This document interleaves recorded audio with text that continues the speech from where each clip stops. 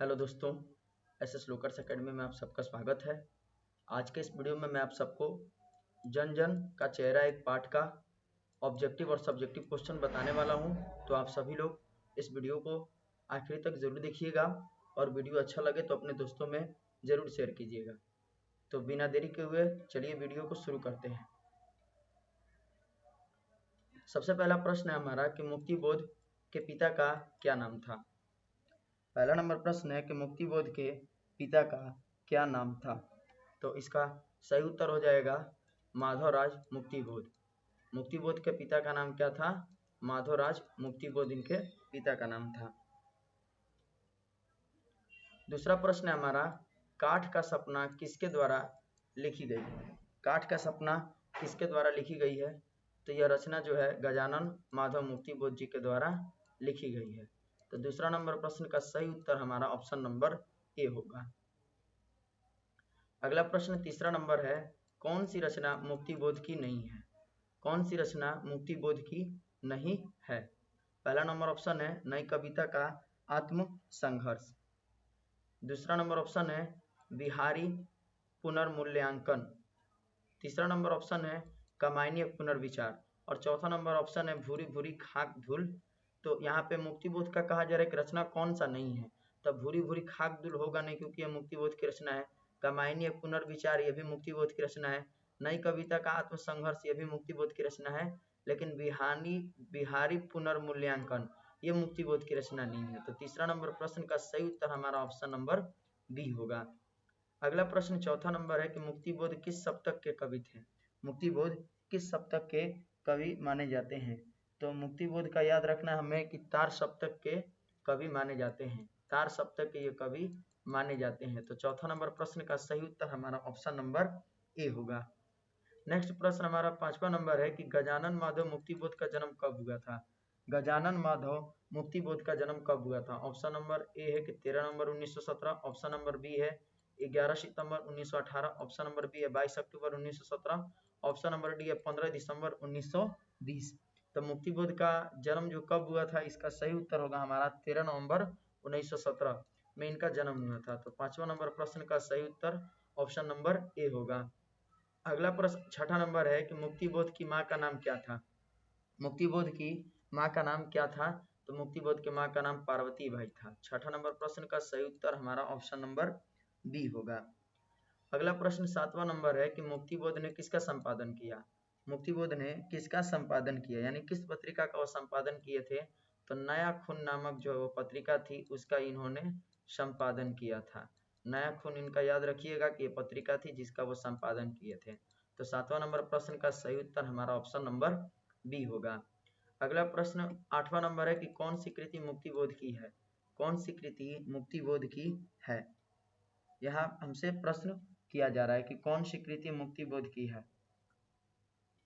तो यहाँ पे समझना है हमें कि पहला नंबर ऑप्शन यहाँ पे कौन सी रचना मुक्तिबोध की नहीं होना चाहिए था।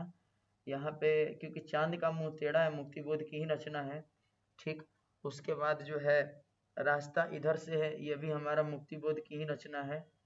ठीक है, और ये जो प्रश्न है ना, इस प्रश्न में ये होगा कि इनमें से मुक्तिबोध की कौन सी रचना नहीं है, ये होगा। इनमें से मुक्तिबोध का रचना कौन सी नहीं है या कौन सी कृति नहीं है, या नहीं जोड़ लीजिएगा आप लोग, कौन सी कृति नहीं है। तो इसका सही उत्तर हो जाएगा हमारा ऑप्शन नंबर डी होगा द्रौपदी। द्रौपदी जो है मुक्तिबोध की रचना नहीं है। कौन सी कृति मुक्तिबोध की नहीं है होगा, तो ऑप्शन नंबर हमारा डी हो जाएगा। ठीक है, आगे अब लोग हम लोग बढ़ेंगे तो इसमें देखा जाएगा कि आगे प्रश्न क्या कह रहा है। 9वां नंबर प्रश्न, जन जन का चेहरा एक के रचनाकार कौन है। तो सबको पता ही है कि गजानन माधव मुक्तिबोध जन जन का चेहरा एक पाठ के कवि हैं। ठीक, उसके बाद 10वां नंबर प्रश्न की ओर बढ़ेंगे कि मुक्तिबोध की कविता है। मुक्तिबोध की कविता है तो कौन सी कविता है। गांव का घर है कि जन जन का चेहरा है कि उषा है कि पुत्र वियोग है। तो इनकी कविता का नाम क्या है। तो जन जन का चेहरा है। तो 10वां नंबर प्रश्न का सही उत्तर हमारा ऑप्शन नंबर बी होगा। तो अभी तक हमने टोटल 10 प्रश्न जो ऑब्जेक्टिव के हैं, जो पूछे जाने वाले एग्जाम में प्रश्न है, उसको हम लोगों ने देखा। आप लोग कमेंट में बताइएगा कि इन 10 प्रश्नों में से आप लोगों ने कितने प्रश्नों को सही हल किया। और वीडियो कैसा लग रहा है ये भी आप लोग कमेंट में ज़रूर बताइएगा। साथ ही आप लोग कहाँ से हमारे वीडियो को देख रहे हैं ये भी ज़रूर बताइएगा, ताकि मैं समझ सकूं कि मेरे वीडियो या मेरे जो पढ़ाए हुए कंटेंट है ये कहाँ तक और किन बच्चों तक जो है ये पहुँच रहे हैं। तो ये भी आप लोग साथ में ज़रूर बताइएगा। आगे चलते हैं नेक्स्ट क्वेश्चन की ओर, जिसमें 11 नंबर प्रश्न है हमारा कि नए साहित्य का सौंदर्य शास्त्र के लेखक कौन है। तो नए साहित्य के सौंदर्य शास्त्र के लेखक कौन है हमारे। तो ऑप्शन नंबर ए कह रहा है, यहाँ पे हमारा जो है एक ऑप्शन में क्या करिएगा, मुक्ति बोध बना लीजिएगा। यहाँ पे मिसप्रिंट हो गया है एक जगह, यहाँ मुक्ति बोध हम लोग कर लेते हैं, मुक्ति बोध। यहाँ पे एक जगह मिसप्रिंट हो गया, आप लोग सुधार लीजिएगा यहाँ पे भी, कि कहा जा रहा है कि नए साहित्य के सौंदर्य शास्त्र के लेखक कौन है। तो नए साहित्य के सौंदर्य शास्त्र के लेखक हमारे मुक्ति बोध जी ही होंगे, और ऑप्शन में यहाँ मुक्ति बोध है ये नहीं है। तो बी नंबर ऑप्शन को हम लोग बना लेते हैं, इसमें लिख देते हैं मुक्ति बोध। ठीक है, यहाँ लिख देते हैं हम लोग बी नंबर ऑप्शन में मुक्ति बोध लिख देते हैं। तो याद रखना है हमें कि नए साहित्य के सौंदर्य शास्त्र पाठ के लेखक या रचना के लेखक कौन है, तो मुक्ति बोध है।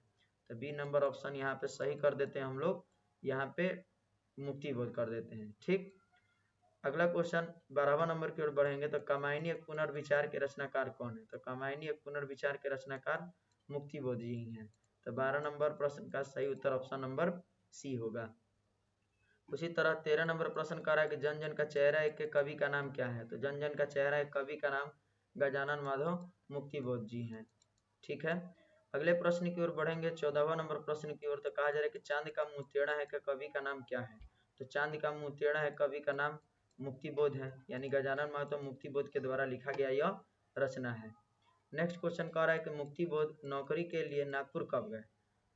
प्रश्न कह रहा है कि मुक्ति बोध नौकरी के लिए जो है नागपुर कब गए। ऑप्शन नंबर ए है 1948, ऑप्शन नंबर बी है 1949, ऑप्शन नंबर सी 1950 और ऑप्शन नंबर डी है 1951। तो मुक्ति बोध जो है नौकरी के लिए नागपुर कब गए, तो 1948 ईस्वी में ये जो है नागपुर गए थे।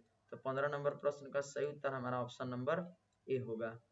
नेक्स्ट क्वेश्चन 16वां नंबर है हमारा कि मुक्ति बोध ने किस पत्रिका का संपादन किया। तो मुक्ति बोध ने किस पत्रिका का संपादन किया था। तो अभी हम लोग शुरू में ही पढ़े थे कि मुक्ति बोध द्वारा संपादित रचना कौन सी है, ये क्या है। तो हमने देखा था कि नया खून। तो नया खून जो इनके द्वारा जो ये पत्रिका थी उसका ये संपादन किए थे। तो 16 नंबर प्रश्न का सही उत्तर हमारा ऑप्शन नंबर बी होगा। अगला प्रश्न 17वां नंबर है कि मुक्ति बोध ने किसे भयानक कहा है। मुक्ति बोध ने किसे भयानक कहा है, यह प्रश्न कहा जा रहा है कि मुक्ति बोध ने किसे भयानक कहा है। तो यहाँ अब हमको ऑप्शन देखना है कि ऑप्शन क्या कहा जा रहा है। ठीक है, ऑप्शन नंबर है चांद, ऑप्शन नंबर बी है सूरज, ऑप्शन नंबर सी है सितारा, ऑप्शन नंबर डी है पृथ्वी। तो यहाँ पे हमारा सही उत्तर होगा, हमारा सही ऑप्शन नंबर सी होगा सितारा। सितारा को जो है कवि ने क्या कहा है, भयानक कहा है। ठीक, अगला प्रश्न 18वां नंबर है कि मुक्ति बोध रचनावली का प्रकाशन कहाँ से होता है। तो मुक्ति बोध रचनावली का प्रकाशन कहा जा रहा है ऑप्शन में अनुपम प्रकाशन के द्वारा, उसके बाद कहा जा रहा है कि राजकमल प्रकाशन द्वारा, उसके बाद कहा जा रहा है कि चित्र लेखा प्रकाशन द्वारा या वाणी प्रकाशन द्वारा।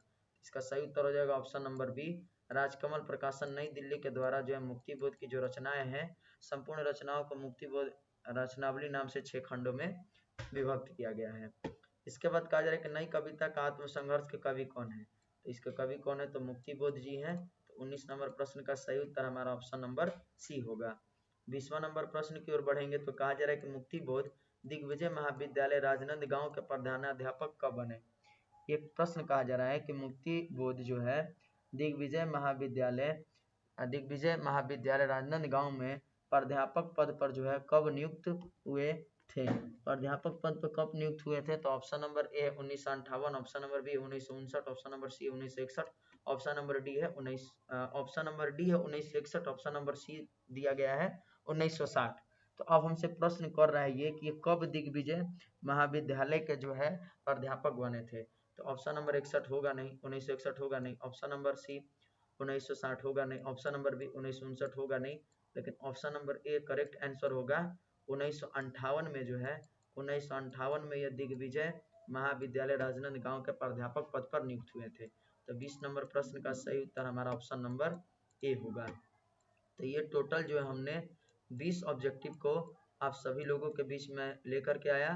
ये सारा ऑब्जेक्टिव जो है इस पार्ट का इम्पोर्टेंट ऑब्जेक्टिव था, तो आप सभी लोग अपने कॉपी में इसे जरूर नोट कर लीजिएगा और कमेंट में ज़रूर बताइएगा कि कितना प्रश्न आप लोगों ने सही किया, और ईमानदारी से आप लोग ये चीज़ें ज़रूर बताइएगा।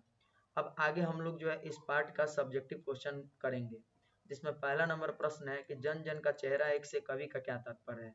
इसका उत्तर होगा जन जन का चेहरा एक से कवि का तात्पर्य उन लोगों से है जो अलग अलग देशों में रहने के बावजूद भी एक साथ मिलकर शोषणकर्ताओं के विरुद्ध आवाज उठाते हैं, जिसका एक ही लक्ष्य है शांति और बंधुत्व के साथ न्याय।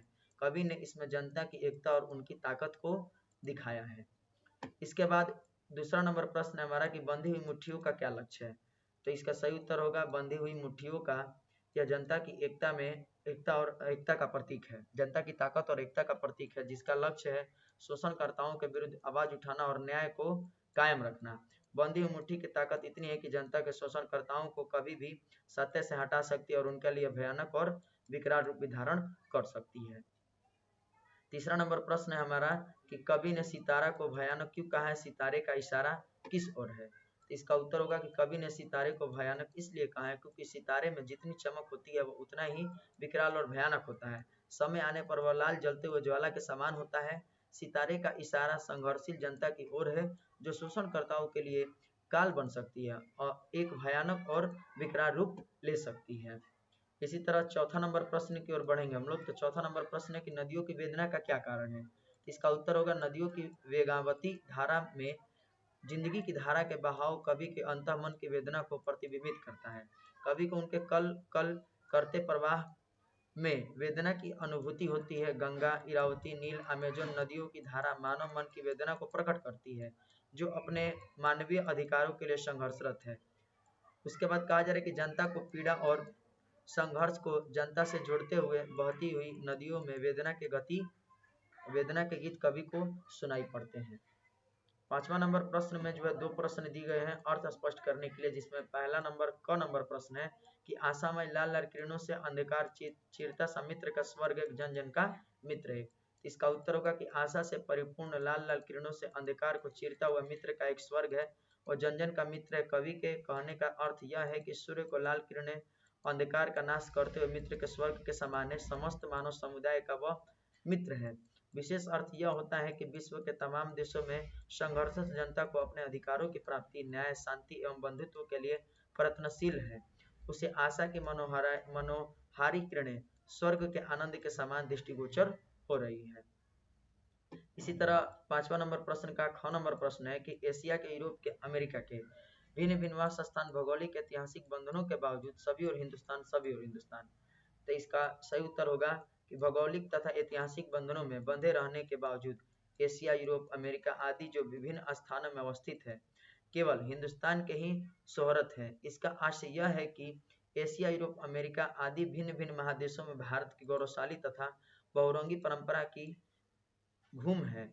सर्वश्र भारतवर्ष की सराहना है।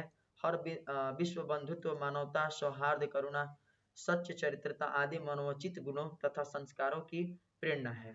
अतः संपूर्ण विश्व की जगह आशा तथा दृढ़ विश्वास के साथ इसी ओर निहार रहे हैं। छठा नंबर प्रश्न हमारा है, कहा जा रहा है कि दानव दुरात्मा से क्या अर्थ है। इसका उत्तर होगा कि पूरे विश्व की स्थिति अत्यंत भयावह, दारुण और अराजक हो गई है। दानव और दुरात्मा का अर्थ है जो अमानवीय कृतियों में संलग्न रहते हैं, जिनका आचरण पाशविक होता है, उन्हें दानव कहा जाता है। जो दुष्ट प्रकृति के होते तथा दुराचारी प्रकृति के होते हैं उन्हें दुरात्मा कहा गया है। वस्तुतः दोनों में कोई भेद नहीं है, एक ही सिक्के के दो पहलू होते हैं, ये सर्वत्र पाए जाते हैं। नेक्स्ट क्वेश्चन हमारा सातवां नंबर है कि ज्वाला कहाँ से उठती है, कवि ने इसे अति क्रूर क्यों कहा है। इसका उत्तर होगा कि ज्वाला का उद्गम स्थान मस्तक तथा हृदय के अंतर की उष्मा है।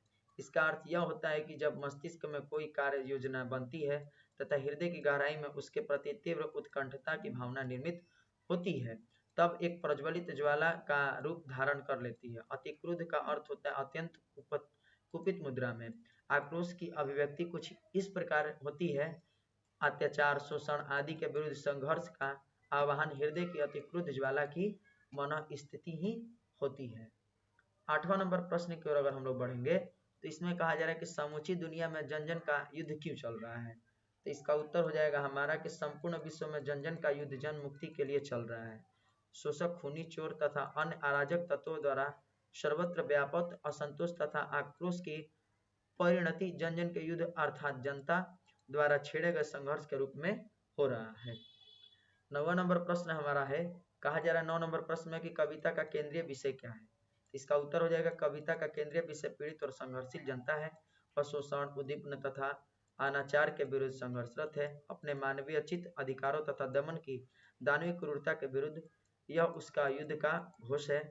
यह किसी एक देश के जनता नहीं है, दुनिया के तमाम देशों में संघर्षरत जन समूह है जो अपने संघर्षपूर्ण प्रयास से न्याय, शांति, सुरक्षा, बंधुत्व आदि की दिशा में प्रयासरत है। संपूर्ण विश्व की इस जनता में अपूर्व एकता का तथा एकरूपता देखी जाती है।